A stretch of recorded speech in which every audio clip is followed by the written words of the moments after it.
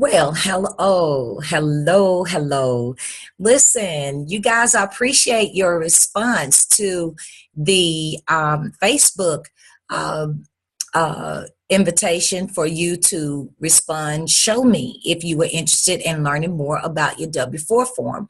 I am Clarissa Pace. I'm Executive Vice President Platinum with MyEcon Incorporated. I have that business. I have another business, which is Shekinah Services LLC. I also am the owner and founder of a nonprofit organization, SAFE Center, which is Southeast Arkansas Financial Education Center. So I actually help train people from youth on up to retirement on some very simple things that could actually help us economically when it comes to our finances. And so you actually responded to this post. Let me put this on next. Okay, you responded to the post where I was sharing how the government actually said to us or released information that 80% of the people in the country have this form filled out incorrectly. This was not genius, didn't come from me. It was actually published by IRS many years ago to let us know that at least a third of our income could possibly be going to the government when we could actually get that money back and do things like enhance our lifestyle by paying off our debt, being able to pay our expenses from month to month, and do some things for the future. So time is valuable, and I want to take you right on into this form so that possibly when you get through with this video, you will be able to complete your form properly, and you may make a decision to do some other things financially, and I'll let you know more about that later, okay?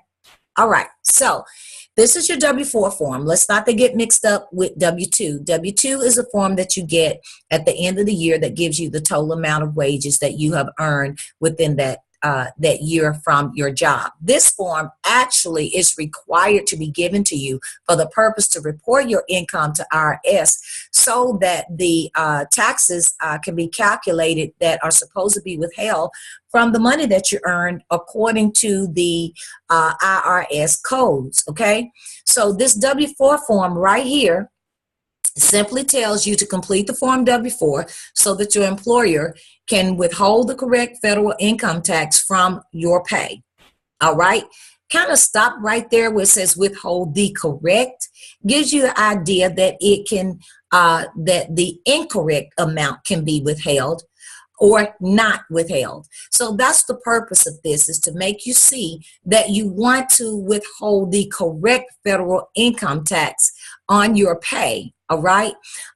It's dangerous to use the myth that I've heard for many years, and that is all zeros on this form with the idea that you're doing something major by getting a big tax refund when you file your taxes. And just to throw you a little snippet in here, getting a huge tax refund outside of just credits for that you may qualify for actually means that you have given the government too much money during the year. And so if you would notice on your 1040 form or whatever form you got, it's going to say the amount of money that you overpaid. And so if that's $10,000, I'm not sure if I know anybody who wants to overpay anything by $5, $6, $7, $8, $10,000 or more. So that's not any big deal that you can get a refund on your check that you can brag about. And that's what's necessary and key to making sure that this form gets filled out properly so that you can have enough deducted, all right, on your paycheck, or you don't have too little. So let's move forward. Okay, so here's what you should know when you get ready to fill out this form. You should know your tax filing status, okay? That's whether you're single, head of household, married, filing jointly, separately, or you're qualifying widow or widower. So make sure that you get with your tax preparer and you understand your tax filing status. Number two, you should know if you have any dependents, okay? Because that's going to depend on what filing status you're going to be in. So you need to know that. Then number three, if you or your spouse If you have a spouse has a second job, you'll need to know how much money you make annually. You're going to see why you need to know that in a moment. Number 4, do you pay child care expenses, or how much annually, and do you file that amount on your tax return? That is so key. Do you file that on your tax return? That just simply means, in very simple terms, that you may pay daycare. Okay, and if you pay daycare over $2,000 a year, you can submit that amount for a particular credit on your taxes. Okay, now you'll see in a moment why that's important to you. Okay, now number 5, is your child, if you have children, is your child 16 years old? Is that child turning 17 by the end of the tax season? And will it affect your child tax credit? You need to understand your child tax credit and the age of which you get an opportunity to have that credit. A credit is $1,000, up to $1,000, depending on certain factors within that. It's not a tax class, so I'm not going to go into that. And then number 6, are you an itemized tax filer? Particularly a Schedule A, okay? That's what we're talking about on this particular video. This is not a tax class, so I don't want to go into any other options, right? Now, let's go to the actual bottom page of that page 1 of your W-4 form. Now, listen, if you guys need to obtain a W-4 form, you can stop the video right now, and you can just simply go to, right in there and type in W-4 2017, and you can pull you down a copy and print it, or you can go to your HR department or personnel department and they will give you a copy, but you have access to these online. So if it's 2017 tax year, that's the form that you would need. Every year you will take a look at this form and you will complete this form according to any changes that's made in your household or with your status, okay? Now, let's take a look at this. Number 1, it says enter 1 for yourself if no one else can claim you as a dependent. So that means if no one claims you as a dependent, you put 1 on there, right? Now, B, enter 1 if you are single, have only 1 job. Remember I said you would need to know if you have 1 or 2 jobs and how much money you make. It says if you are married and have only 1 job and your spouse does not work, or your wages from a second job or your spouse's job, or the total between both of you are $1,500 or less. So if it is 1501, okay, then that doesn't apply to you. But if any of these apply to your situation, you will go ahead and put 1 on line B. On line C, and 1 for your spouse. But you may choose 0 if you are married and have either a working spouse or more than 1 job. Entering 0 may help you avoid having too little taxes withheld, okay? So you choose that line. D, it says enter number of dependents. Okay, this is other than your spouse or yourself that you will, caution, claim on your tax return. So don't claim any outside babies. Some people get in trouble because they like, I pay child support, so I should put this on here. No, this actually means people that you will submit on your tax return. Okay. Now, E, it says in 1, if you will be filing head of household on your tax return. Listen, this does not refer to the Bible head of household. This refers to the definition of a head of household when there is a person who is unmarried, unmarried, with a qualifying dependent, okay? That does not mean married people who have been taught to illegally file their taxes, okay? That means, because anyway, that's a whole nother ball game. Now, F, in 1, if you have at least $2,000 of child or dependent care expenses for which you plan to claim a credit. So this is why I said in order to prepare for this, you need to know how much you're paying and if you're going to report that on your tax return. And if so, then you enter 1 there. Okay, now we're going to get to line G, which is dealing with your child tax credit. Go ahead and look that up. This is not the video or training for me to go in depth. However, if you understand child tax credit and you do have children who are 16 years or below, then you're going to look at G and you're going to fill it out accordingly. If your total income would be $70,000, that's for a single person, or $100,000 if married, enter 2 allowances for each eligible child. Less than 1 if you have 2 to 4 eligible children, or less 2 if you have 5 or more eligible children. So let's just do it simple. It says if you have 2 to 4 eligible children. So if I got 2 children, that's 2 plus 2 is 4. Okay, and because the instructions say less 1, or let's say minus 1, if you have 2 to 4 eligible children, then just go ahead and subtract 1, and that would be 3 in G. And then you just simply go A through G. That's what H instructs you, and it says to put the total amount there. Now take a look here. For accuracy, complete all worksheets that apply. Right? Let's look at this first bullet. It says, if you plan to itemize or claim adjustments to income and want to reduce your withholdings, see the deductions and adjustment worksheet on page 2. Then it says, if you are single and have more than 1 job, or are married and you and your spouse both work and the combined earnings exceed $50,000 or $20,000 if married, you may consider, listen, go to page 2 to avoid having too little tax withheld. Just follow the instructions and you will be fine. Okay, but let's go here. Particularly, this is what I want to show you. Itemize is Schedule A, okay? Claiming adjustments to your income may include a Schedule C. We will talk about that in just a moment. Now, if you completing the form correctly, which means the correct federal income tax is being withheld from your pay. Now, this is an IRS example, came straight off of irs.gov. Let's review what happens if you are single. You earn $500 per week and you claim 0, 1, or 2 withholding allowances. Let's take a look at what that looks like. Withholding allowances. Now, you made $500 this week. You had no allowances withheld. That means $61 is deducted from your pay period. Now, if you go over here and you have 1 allowance withheld, you pay $49 to the government, which is making a difference between 61 and 49, right?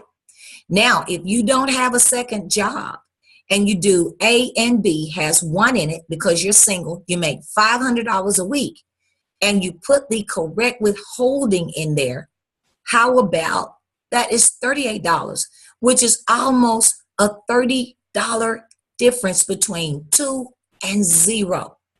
Now, remember at the beginning I shared with you, all zeros is a myth, okay? Complete it when you know that information that I gave you previously. Go back and watch the video.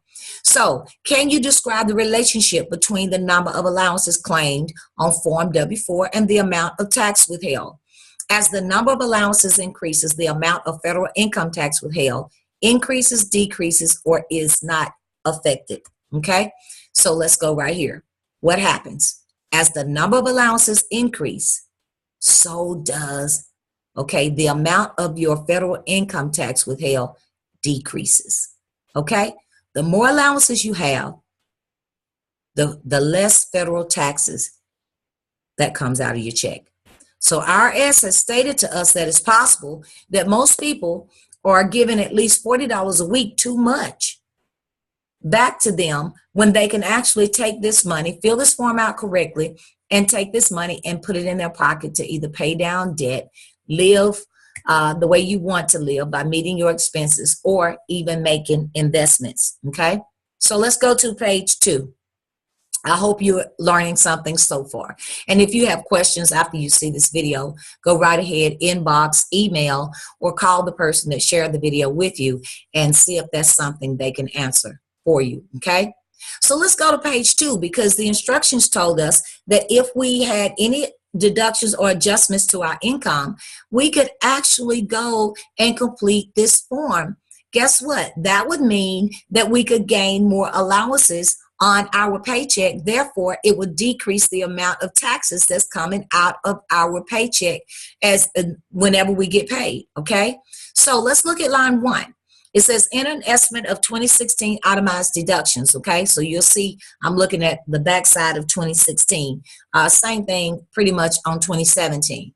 So that would include, if you are a Schedule A itemized person, you will see the things that are necessary that you can actually write off on Schedule A.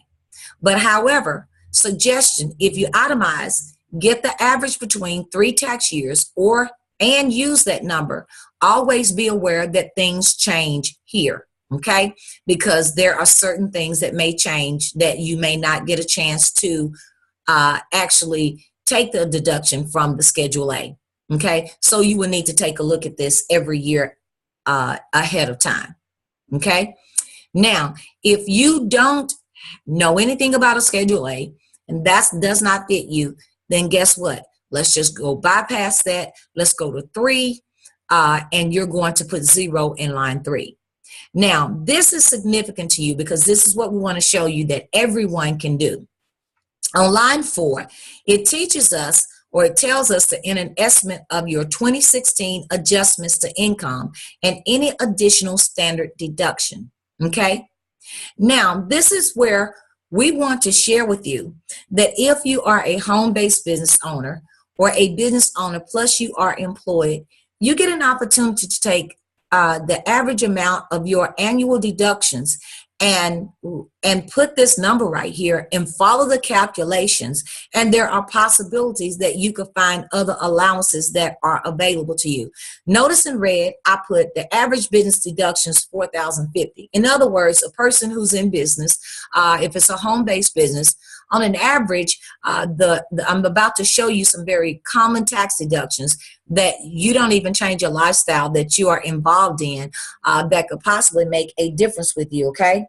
Also, you can take a look at the fact that you may be in a situation where you are a clergy, you are a recognized worker of your church, you might play the piano, you might be a cake baker, you may be a hairdresser plus you have a full-time job, you may be a barber and then you have a job, you may be a plumber and then you have a job with that. You do some side business, okay?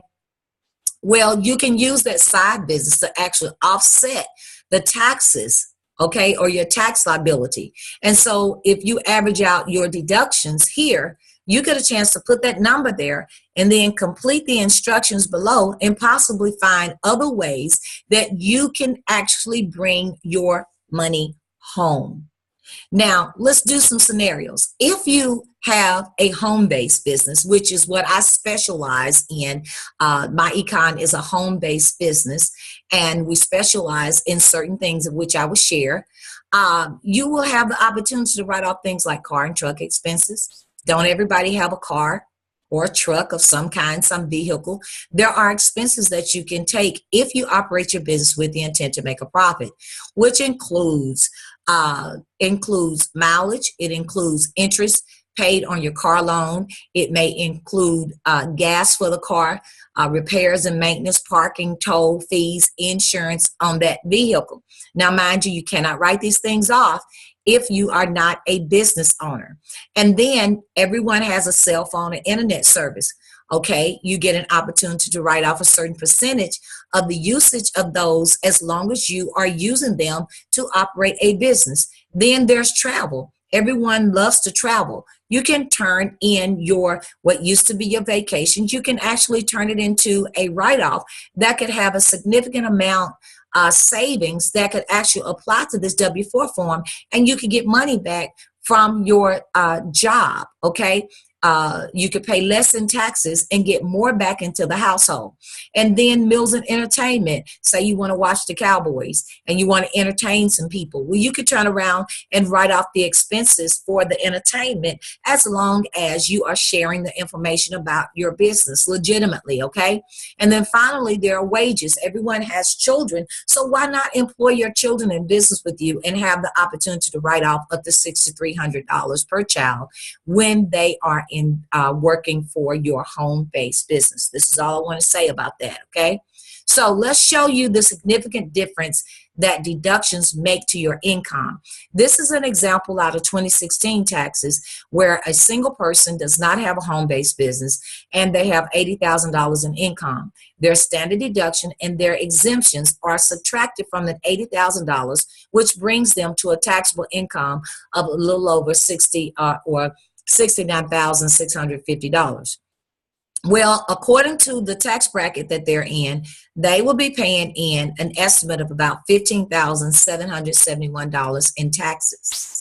Now, let's take a look. If this person included normal deductions of, I'm just giving you an average of $20,000, they lower their taxable income. Therefore, they have a significant savings when it comes to what they pay on their taxes, because you know what? You got to understand that repositioning yourself as a business owner is rewarded in America. It really is. And so everybody has been told years and years ago, get you a business and you will help your economy. So this person here estimates, okay, would be an estimate of $81.83. That would be their tax liability, which would be a significant savings of a little over $7,000, right? Now, who could use that $7,000 today? Now, let's take a look at a married couple making $80,000. They've got two dependents in their household. This is their standard deduction, their exemptions, which is subtracted from their income, which gives them a taxable income of $67.52, right? Now, they add $20,000, which gives them a new estimated taxable income of $31.20 and gives them a new adjustment to their tax liability of $37.52. Which is a $3,000 savings. Now, let's see what you can do with this. Let's see if we can make this picture fit. And this is why I'm telling you, because my post actually said, listen, what if we can show you how you can take that W-4 form, get more money back into your household by using page 2 so that you can make a significant difference in your financial future. Well, here it is. You have to reposition yourself, right? So let's look at the scenario. What if you actually change that W-4 form? You change page 1 to reflect the truth of your filing status. You change page 2 because now you have integrated a business deductions in that. Now you save about $1,000 that you bring back into your household. Look at what could happen to your debt. We've got $17,000 car. We got an $8,000 Visa card. We got a $200,000 home. Generally, that vehicle would be paid off in 32 months at $545. That Visa card would take 78 months paying $200 a month. And then that mortgage would take 360 months at $1,200 a month. Well, when you got new income that you can add to your debt, it changes your payments. Okay? And when it changes your payments, it changes the length of time that you pay your debt. So now instead of paying that car off in 32 months, you pay it off in 12. That Visa is paid off in 5 months, and that house is paid off in 68 months, which is actually going to increase your take-home pay to $2,945 a month. Therefore, you have eliminated over $225,000 in 85 months. Which is a cash savings of $352,000. Now, once you eliminate your debt, right? How about taking that $2,945 and creating passive income from that? That's through the stocks, bond, through business investment and other areas. So let's look at what would happen. This is only an example. If you took that money and you invested at an 8% rate of return, annually, that's $35,340. In 10 years, that's $538,000 to your good, setting up retirement funds. In 15 years, that's over $1 million. So do you see how America has been losing? Because if you continue to give your money away by improperly completing this form and not having a strategy in place that's going to help you for your future, then you are actually losing your financial freedom, and you are losing in America today. We want you to win, okay? We simply want you to win. Now, that was just the W-4 form that you asked for. That was just some very basic information that I hope can help you complete this form correctly.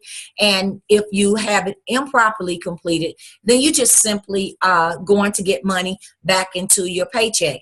If you have it completed correctly, then great job. You have read line by line. But what about going to page 2 and repositioning your economic status by learning more about our 369 financial transformation and how it is that you can get ongoing training that will actually assist you in creating financial success, okay? So let me just give you a little overview here. There are so many possibilities when it comes to our success plan, right? Okay, let me share those possibilities with you. There are possibilities like eliminating your debt and gaining additional income in 6 weeks, or you could use that fund to go into some investments. And we would also include a do-it-yourself credit restoration program. So you want to know more about that? Contact the person that actually sent this video to you.